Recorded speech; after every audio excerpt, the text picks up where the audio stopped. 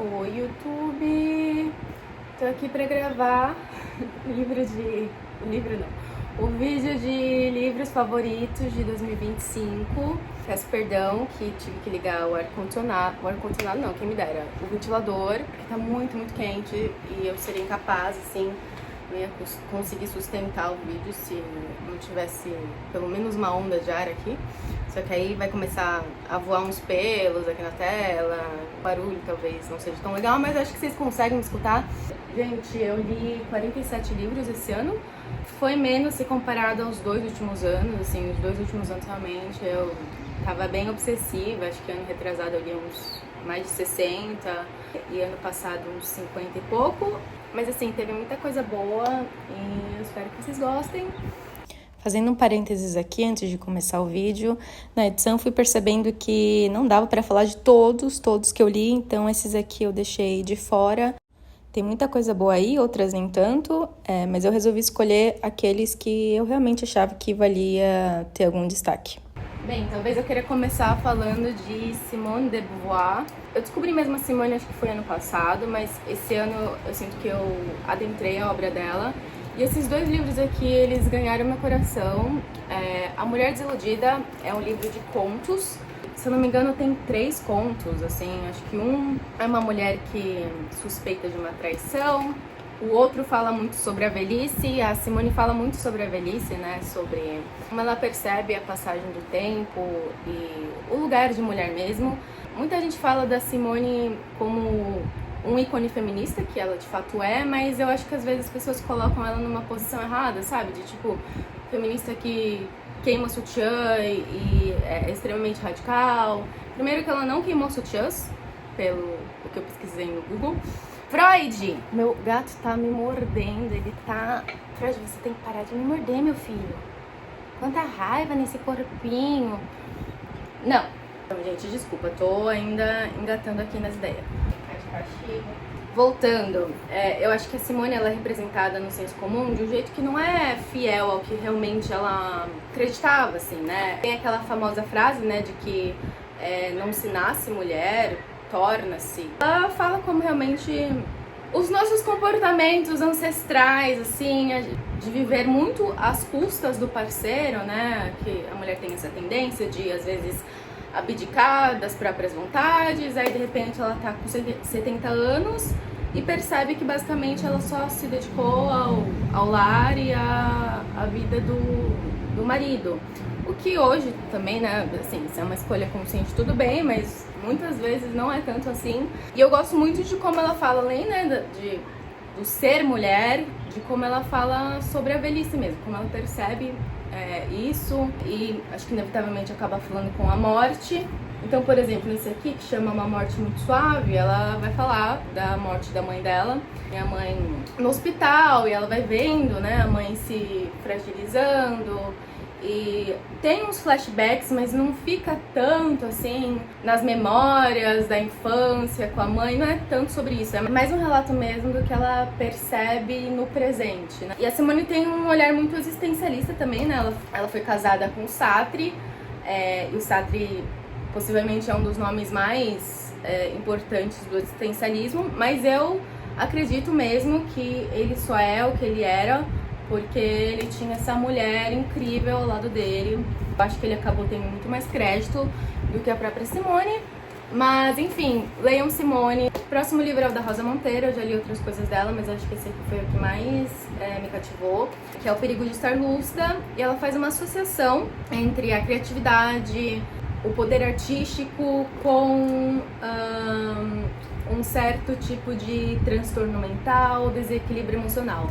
Como os artistas, no geral, eles geralmente têm alguma condição psíquica, uma depressãozinha, uma melancolia, uma ansiedade. E ela tenta, assim, entender o porquê. Ela, inclusive, passou por algumas crises de pânico, e isso acabou incentivando muito ela a investigar o assunto. O próprio Nietzsche, Voltaire, era todo mundo doido da cabeça, né? Sylvia Plath é algo que eu sempre percebi, mas você lê e entender que tem uma base científica, ou não científica necessariamente, mas uma estatística disso, sabe? Acho que é bem legal de se pensar. Eu reli Ensaio sobre a Cegueira esse ano, acho que a primeira vez que eu tinha lido foi em 2019, já faz um tempo.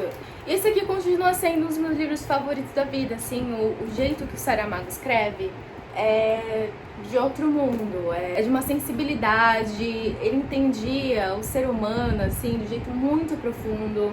Acho que a maioria tá familiarizada com a história, mas é sobre um país que se vê numa epidemia de cegueira, e a cegueira, ela é contagiosa, e aí, de repente, todos estão cegos, menos uma personagem. Conforme os casos vão aparecendo, eles vão isolando as pessoas pra observar, só que as condições começam a ficar miseráveis, precárias, começa a virar, tipo, realmente um caos. Acho que aflora o lado mais egoísta e instintivo mesmo, né? Saramago sempre é uma surpresa e um lugar muito bom, assim, de revisitar. Esse ano também li 2 de Dostoiévski, que é um autor que, assim, eu acho que é um pouquinho desafiador, sim, mas tem algo, assim, nele que eu também curto muito, assim. Russos são, né? É uma vibe mais pesada, aquela coisa, aquele frio, saudades do frio. Aquele cheiro de aguardente e memórias sufocantes. E eu acho que a minha maior dificuldade é, tipo, nomes russos, sabe? Que às vezes você tem várias consoantes, você só lê um grande nada na sua cabeça, mas você... Enfim. Esse aqui, 2 narrativas fantásticas, A Dócil e O Sonho de Homem Ridículo.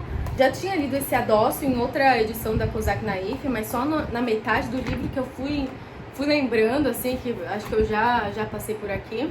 O Sonho de Homem Ridículo é um conto bem interessante, bem psicológico, bem Dostoiévski, assim como o Duplo.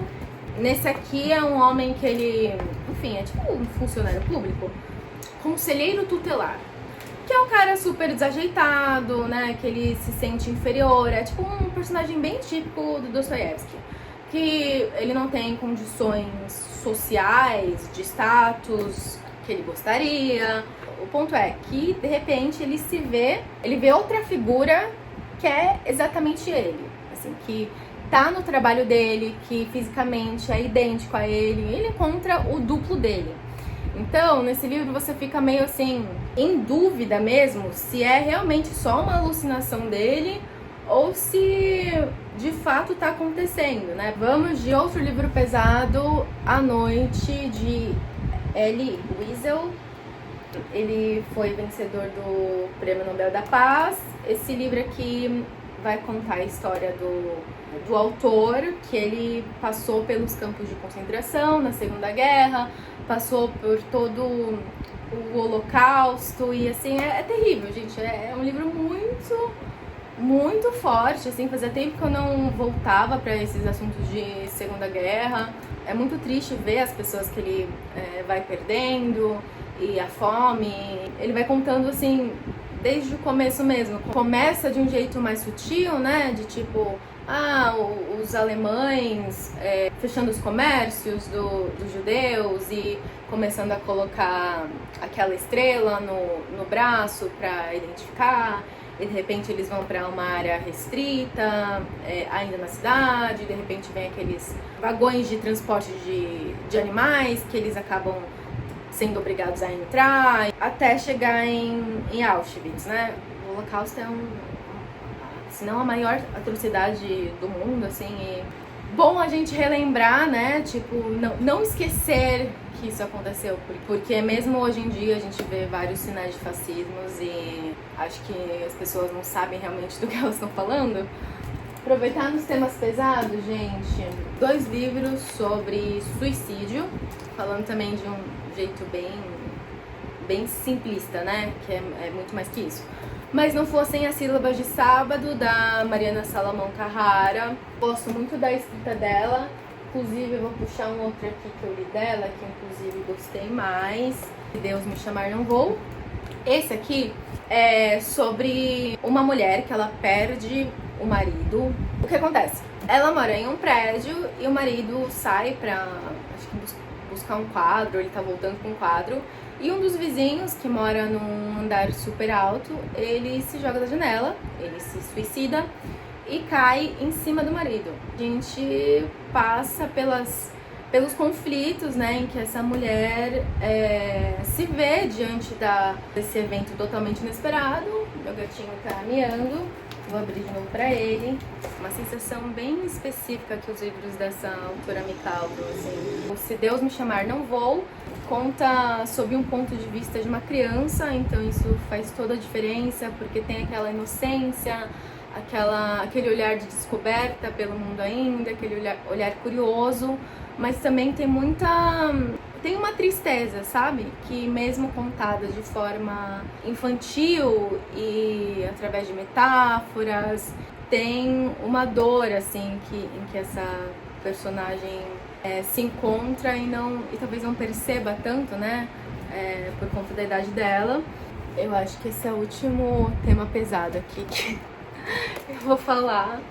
Assim, gente, eu sempre gostei, né, desses livros mais... assim, livros good vibes não são muito a minha praia, apesar de, né, ter lido alguns livros sobre estoicismo. Faz sentido pra mim, né, que é uma corrente filosófica que fala muito sobre a gente aceitar o que não está no nosso controle. Mas por que eu tô falando isso? Não sei porque eu tô me defendendo aqui, né, sobre o meu gosto literário.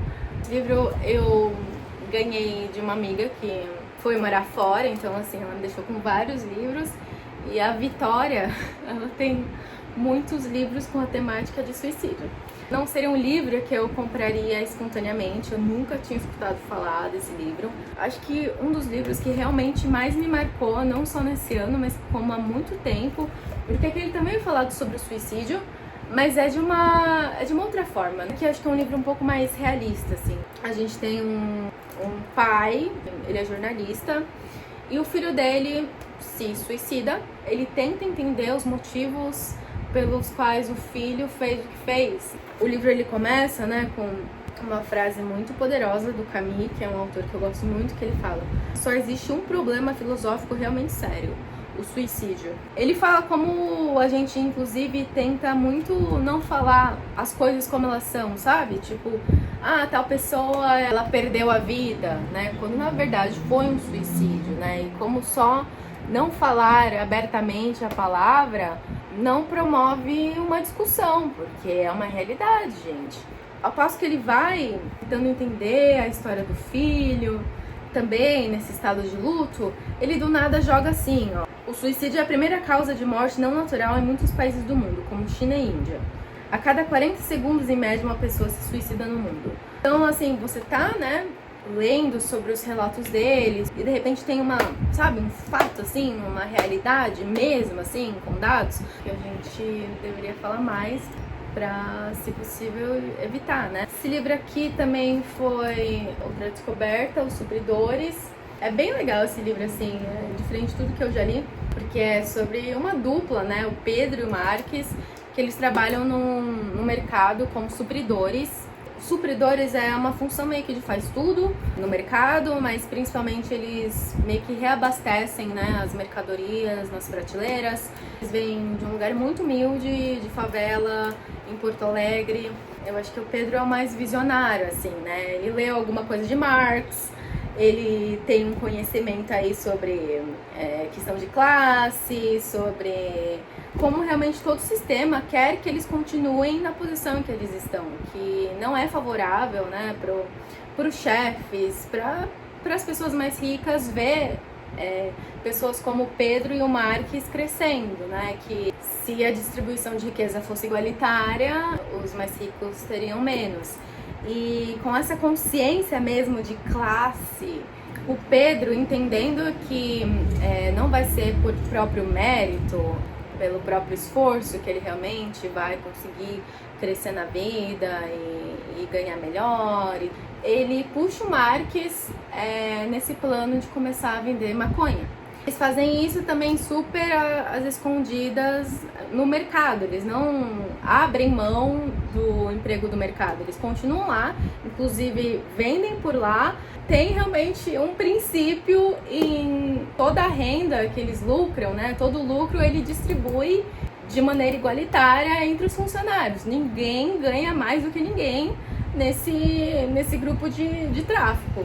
Lembro muito de uma passagem aqui em que acho que o Pedro tá comendo alguma bolacha do mercado, assim, que na verdade ele não poderia, ele meio que saqueou uma bolacha. E aí o Marques, ele contesta, né, tipo, Pedro, o que você tá fazendo aí, né, isso não é seu. Aí o Pedro fala, claro que é meu, eu tenho o direito de comer essa bolacha. Eu trabalho das, sei lá, 8 às 11 da noite, mal ganho pra ter algum tipo de lazer, eu ganho somente pra conseguir sobreviver. Pega uma condução de sei lá quantas horas, ele não fala exatamente isso, mas tentando passar a ideia, sabe? Então, o que é uma bolacha? Como é que uma bolacha tá corrompendo todo um sistema que é muito maior do que eles, que é muito mais agressivo e que realmente causa muito mais danos do que você pegar uma bolacha na empresa, entendeu? Esse curtinho aqui da Chimamanda chama O Perigo de uma História Única. Na verdade, é uma transcrição de uma palestra dela. O título já sugere de como a gente tende a rotular pessoas, culturas. Ela, como uma escritora da Nigéria, já passou por muitos julgamentos do tipo, já que você é da Nigéria, você gosta de música africana, de se vestir de determinada maneira, com roupas coloridas, né? Aquele olhar americano e europeu de que em um país como a Nigéria você não tem Wi-Fi, do mesmo modo que, né, muitos gringos acham que no Brasil a gente também vive só na Amazônia e é só carnaval e é só futebol. Então o perigo mesmo de generalizar, né, as histórias não só das culturas, mas dos indivíduos, né, que estão dentro dela. Edward Lewis, o queridinho da internet. Eu gosto muito dele também, eu gosto mais do que eu gosto da Annie Ernaux. Ele tem esse estilo... tem um termo, queria conseguir puxar da minha memória. Não é autobiográfico. Ele tem um jeito de falar muito cru, sabe? Eu gosto disso, assim, muito quando as pessoas falam abertamente o que elas sentem, mesmo que isso possa ser motivo de julgamento ou vergonha, eu acho muito genuíno. E ele faz isso muito bem. Aqui ele fala da morte do irmão dele. Ele começa o livro falando que ele não conseguiu sentir a morte do irmão. Os sentimentos que geralmente são esperados. Que ele tinha, na verdade, muitas histórias horríveis com o irmão, mas ele não carrega esse afeto mesmo e ele tenta escrever até como um meio de não se esquecer. Uma escrita muito lúcida e eu gosto disso. Outro livro que tem uma pegada meio assim é a Análise, da Vera Iaconelli, também, que ela fala muito da terapia aqui, né, da análise pessoal e da vivência dela como analista. Também outro livro que fala muito sobre a estrutura familiar e as neuroses e os resquícios que vai deixando na pessoa que escreve. A Vera Iaconelli, ela é psicanalista, incrível, eu acho essa mulher foda, elegante, inteligente. Conseguiu escrever um livro íntimo, ao mesmo tempo que traz alguns conceitos da psicanálise. Acho que foi um bom balanço que ela conseguiu fazer aqui. Acho que foi a única HQ que eu li esse ano, Os Gatos do Louvre. Muito fofos, os desenhos assim são lindíssimos, eu amo gatos, eu amo arte. Então, são uns tratinhos assim que se transformam meio que quando o Louvre se fecha. Eu vi agora que eu, na verdade, li outra graphic novel, também uma das minhas autoras favoritas, Liv Strauss. Acho que ela veio, inclusive, foi na Flip do ano passado, ou desse ano. Esse aqui foi o lançamento mais recente dela, Astrologia. E aí ela vai falar de cada signo de forma sempre bem humorada e trazendo elementos da cultura pop. E aí também vem esses cards assim com cada signo. Tô quase acabando, eu juro. Tem os livros do Kindle, que eu vou falar daqui a pouco, mas tem os livros de psicanálise. 2025 foi o ano que eu comecei o meu curso de psicanálise, então eu tô em formação. E aí eu li 5 livros, né? 5. Esse aqui que eu acho que eu até já tinha comentado no vídeo anterior, Vibes em Análise, são de 2 psicanalistas que tem um podcast muito legal. Também conheci sobre o Winnicott, que é um psicanalista inglês, que também tem uma pegada mais sobre as crianças, né, que ele também era pediatra. Gostei muito, acho que é um psicanalista que eu vou querer conhecer mais, porque eu gostei do estilo de escrita dele. Achei também muito mais humanista do que, por exemplo, Lacan e Freud, que é mais técnico. Porém, eu amo Freud, né, Freud? O nome do meu gato. Li esses dois. 5 lições de psicanálise é uma transcrição de algumas palestras que ele fez nos Estados Unidos. Então eu sinto que aqui também tem uma linguagem mais próxima, né? Mais pela oralidade mesmo do discurso. Esse também é mais cabeçudo, né? É Introdução ao Narcisismo, Ensaios de Metapsicologia e outros textos. Eu amo essas edições da Companhia das Letras. Elas são muito, muito lindas, olha só. Ana Sui e Christian Dunker, 2 psicanalistas que estão muito aí na mídia do Brasil. Eu Só Existo no Olhar do Outro. Como diálogo talvez fosse muito interessante, mas quando você coloca no livro, acho que eles tinham que revisar alguma coisa. Fica muito repetitivo, tinha que ter uma edição, uma revisão melhor aqui pra não parecer só uns papos muito hippies, de abstrato, de alteridade, sabe? Pra concluir, Kindle, eu li Coisa de Menina, Maria Homem e Contardo Caligares, um livro de psicanálise, né? O Contardo era marido da Maria Homem, então eles também têm uma conversa mesmo sobre questões de gênero, maternidade, sexualidade. Esse aqui eu achei bem melhor do que o da Ana Sui e do Christian Dunker, eles trazem coisas que tem mais a acrescentar. Eu li também, nossa, eu tinha até esquecido, Os 7 Maridos, de Evelyn Hugo. Eu tinha gostado muito de Daisy Jones and the Six, né? Achei incrível o universo que ela criou, né? Mas eu gosto muito também disso, de anos 70, rock. Acho que tem mais a minha cara. Já aqui, apesar de eu concordar que ela tem uma habilidade em construir personagens que parecem reais, fiquei um pouco entediada, assim. Achei meio, ela vai mais o marido dela. O último que eu li aqui foi O Poder dos Quietos. Eu tô pensando em aparecer mais aqui durante esse ano, né? Então eu vou falar meio que só brevemente sobre esse livro, porque eu acho que eu gostaria de aprofundar mais em algum outro vídeo. Por quê? Por mais que tenha essa carinha de autoajuda, de best-seller americano, foi um abraço, assim, pra mim, porque aqui embaixo ela fala: como os tímidos e introvertidos podem mudar um mundo que não para de falar. Então é um manifesto pró-introvertidos.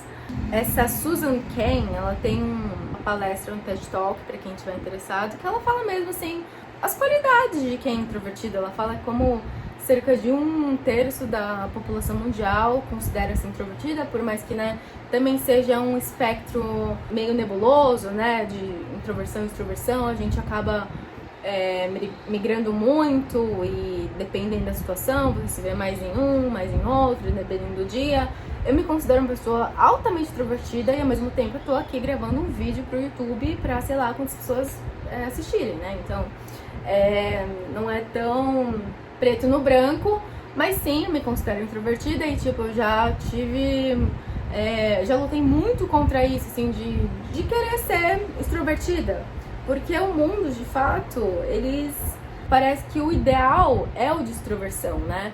E que o mais quieto, o mais na dele, o mais reservado, é como se talvez ele fosse mais fraco. E aqui ela vai desmentindo esses pensamentos, né? Ela vai autorizando os introvertidos a serem quem eles são e, tipo, a mostrar como realmente também tem muitas coisas boas nos introvertidos, como a gente escuta melhor, como a gente tem geralmente uma reflexão, um tempo de contemplação, uma criatividade também que ela é muito peculiar, assim, que os introvertidos têm muito a colaborar e, tipo, é só um jeito diferente de operar, né? De ter menos necessidade de contato social frequente. E também ela mostra várias pesquisas de neurologia, de psicologia, que vai fazendo com que a gente entenda mais o que faz uma pessoa introvertida e o que faz outra extrovertida. E é isso, consegui. Gostaria muito de agradecer a vocês por estarem me assistindo. Eu vou deixar todos os links dos livros embaixo. Se vocês comprarem pelo meu link, vocês me ajudam com uma comissãozinha, mas pagam exatamente a mesma coisa. Tô muito youtuber. E vamos ver, esse ano aí talvez eu apareça mais aqui. Tô tentando elaborar as coisas, que eu tenho meu tempo de maturação, mas quero colocar mais voltar a colocar mais a minha criatividade, minha visão de mundo aqui, que eu acho que pode ser bem legal. Beijo!